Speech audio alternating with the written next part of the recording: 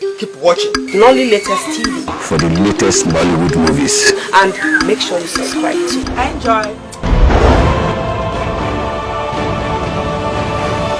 A8083 or go to any music shop.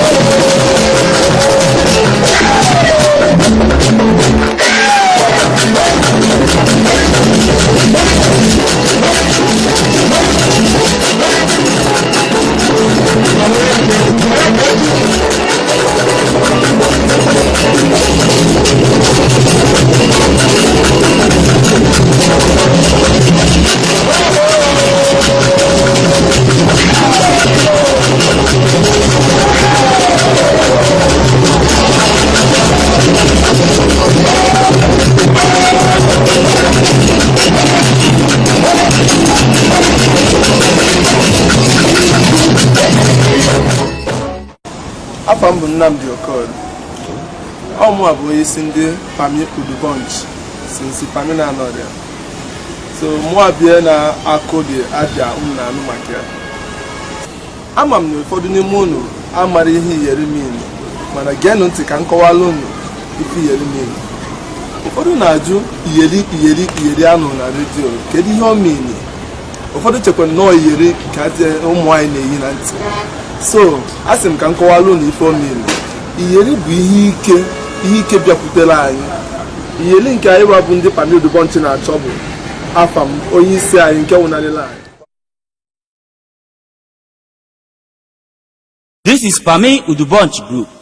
This album is specially dedicated to late Afame Funaneke, aka Pami Udubonch. Yerimo, Yerimo, Yerimo.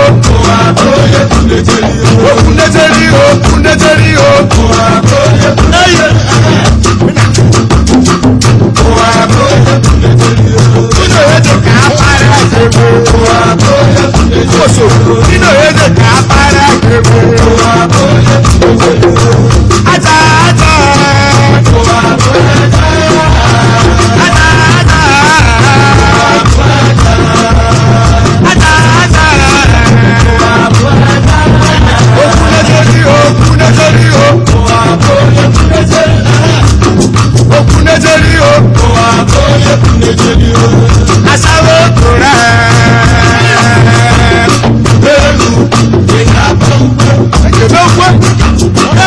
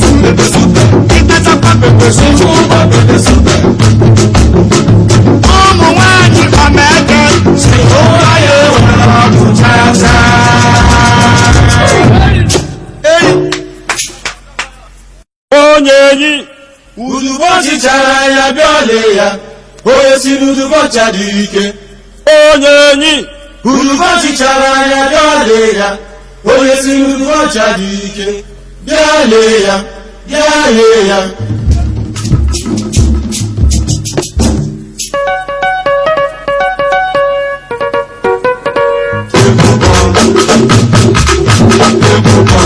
Ame wanine lo Ame wanine lo Ame wanine lo Ame wanine lo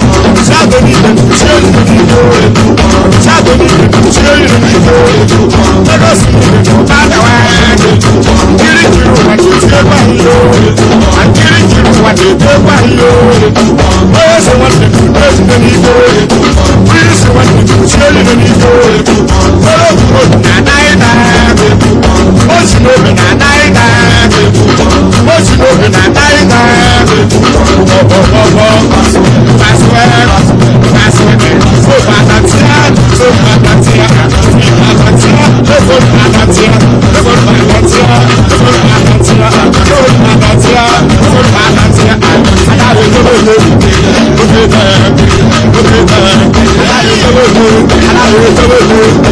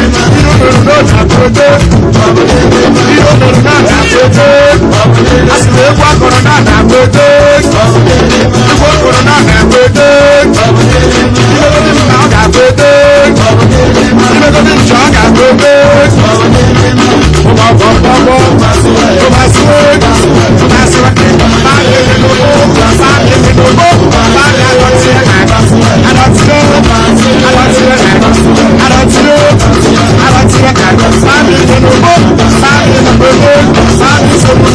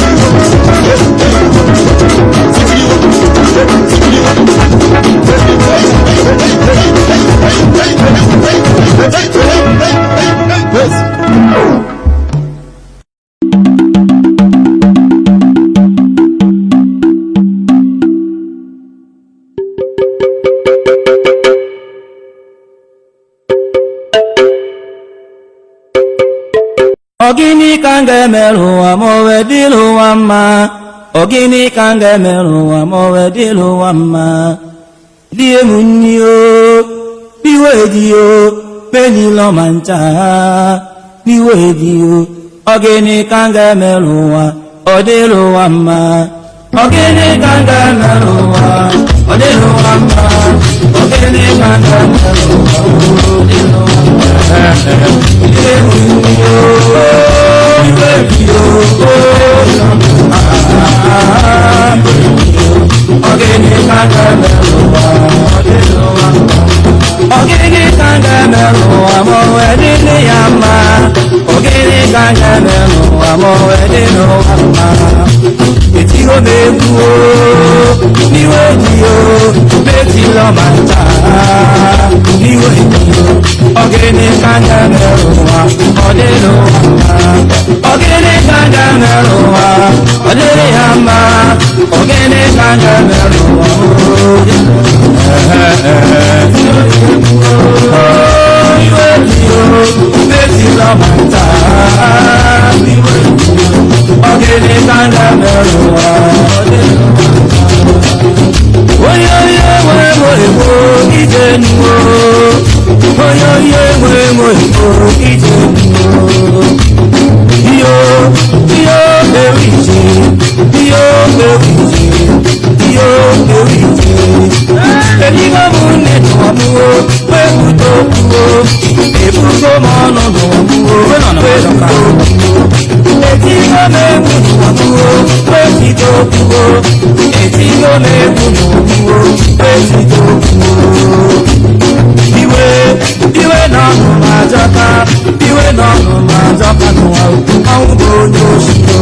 Ogini kanga meruwa, odilu wama. Ogini kanga meruwa, odilu wama. Ogini kanga meruwa, odilu wama. Iwe meruwa, iwe dio, betilo manta. Iwe dio, ogini kanga meruwa, odilu wama. Oyo ye we wo ije nuwo. Oyo ye we wo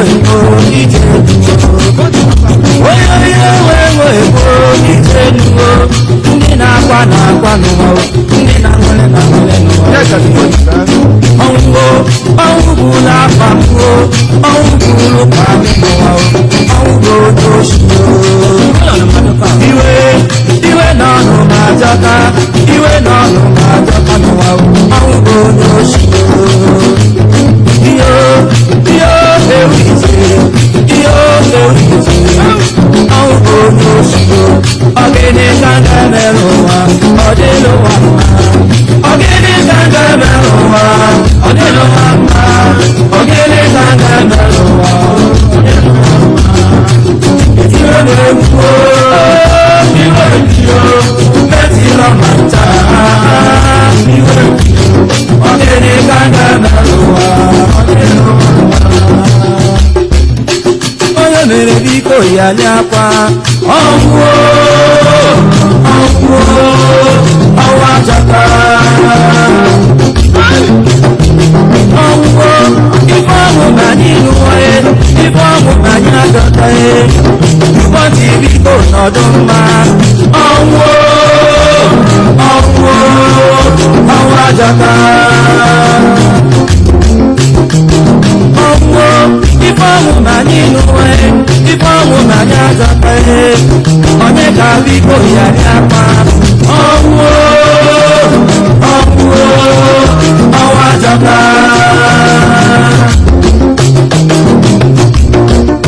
ịha iwo ọdịba ọdịba ọbụkọ ọgwụsi egwu n'ụwa oluwo igbo koko ewewa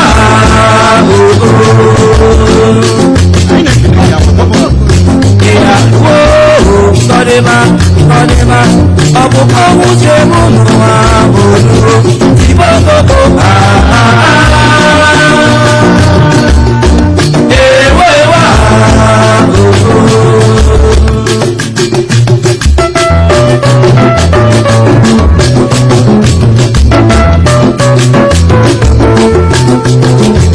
Ilé tí ó gbìn náà lọ mọ́.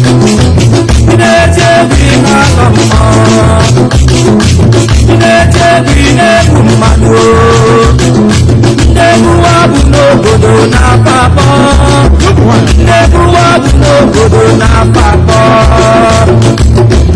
n'afanna ị na-eje ụka n'afanna n'afanna ị na-eje ụka n'afanna ị na-eje ụka n'afanna ị na-eje ụka n'afanna ị na-eje ụka n'afanna ị na-eje ụka n'afanna ị na-eje ụka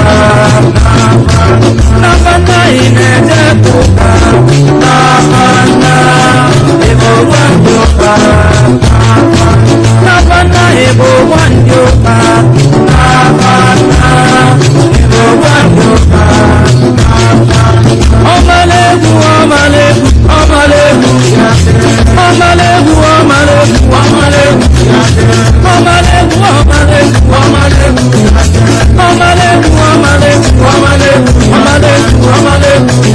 ọmalegwu ọmalegwu ọmalegwu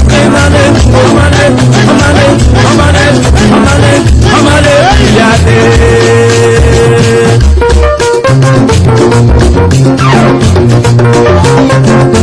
onye ga-esite awansi onye ga-esite awansi onye ga-esite awansi ole bende awansi ete awansi na-esite awansi kọjana awansi kọjana awansi kpọnwụ n'anyị awansi kpọnwụ n'anyị o awansi onye ga-esite awansi onye ga-esite awansi soloja ga-esite awansi soloja ga-esite awansi sima ga-esite awansi ole bende awansi ole bende awansi dende awansi dende awansi na-esite awansi onye ga-esite awansi onye ga-esite awansi ole bende awansi onye ga-esite awansi dende.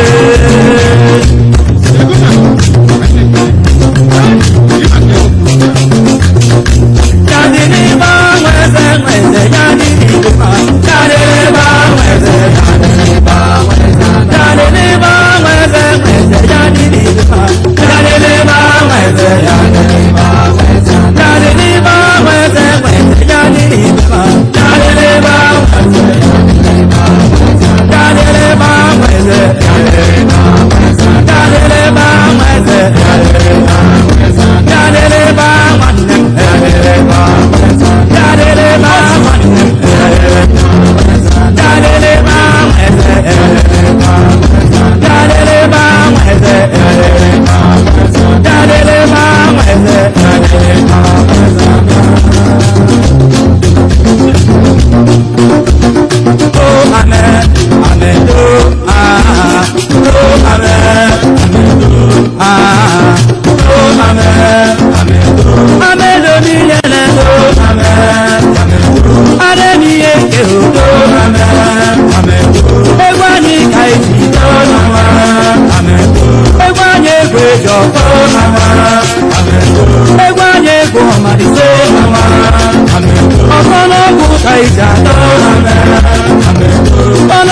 kaika ewanye kwejo ewanye kwejo ogini kanda edo no mudi eda kansa abedo ni elendo okura na do babodo ubanti no bana abani kanna ababo tunogo abara bo tunogo abuzo we adala to odogu jeje bana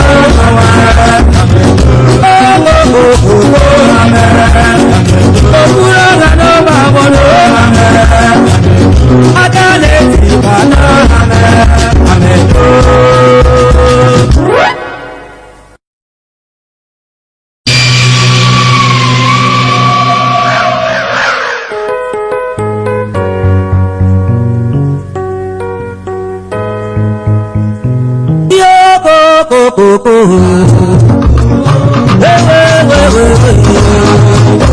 Ogini kaina nudu Yabuna no beso No lolo dubo zana Dubanti no banani Dubanti no bambo Onune kunorana Yabuna no beso Dubanti no banani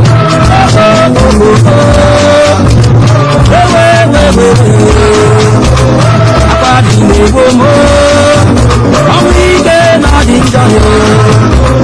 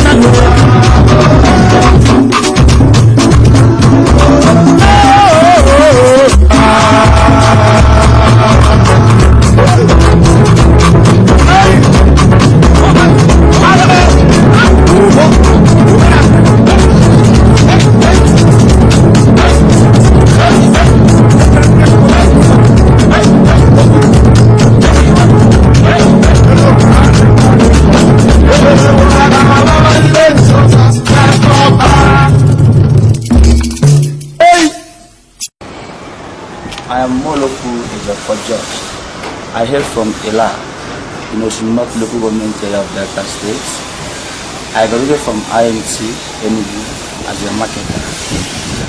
In permission, I'm an instrumentalist, I'm a vocalist, and also I play flute. I'm also a flutist.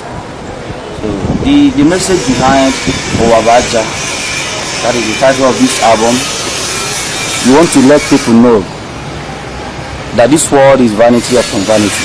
Wherever you are, whatever you do, no matter what may be the case, no matter how the situation looks like, always remember that this world is not a living place. That death is around the corner, so you amend your ways. In addition, this particular album of Owabaja is specially dedicated to late Afamef Naneke, aka Community Boy. And we also want to tell him that wherever he is, we want him to be happy. That's why whatever we do, wherever we are, we always remember his presence. I am Ugo Okechiku, the choreographer of the group and also the costumier. I'm one of the dancers, understand. I only have to thank God in everything because He made it possible for us to be in the land of the living. I thank Him because of this group. All I have to say is that I only appreciate His good, understand, because His favor is with us. Thank you. And also my best friend, his name is Chigozie Joseph Eze. He's not here with us, understand. He is the chief dancer, and his nickname is Ikorobia. Thank you. My name is Donatus Mwobodi, the CEO Diamond Movies International Limited. I am ND Best Audiovisual. So we are the executive producer of the music titled Owabaja. Yerimo, Yerimo, Yerimo.